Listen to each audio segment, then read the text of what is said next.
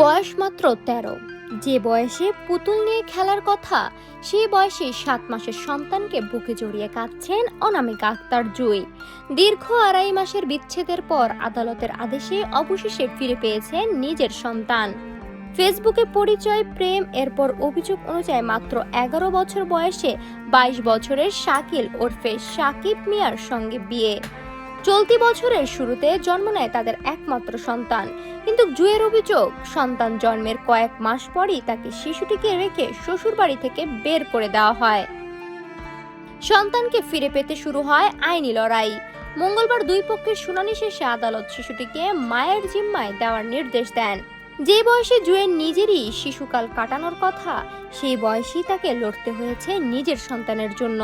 আপাতত সন্তান ফিরেছে মায়ের কোলে, তবে এই মামলার চূড়ান্ত রায় বলে দিবে এই কিশোরী মায়ের সংগ্রামের শেষ কোথায়।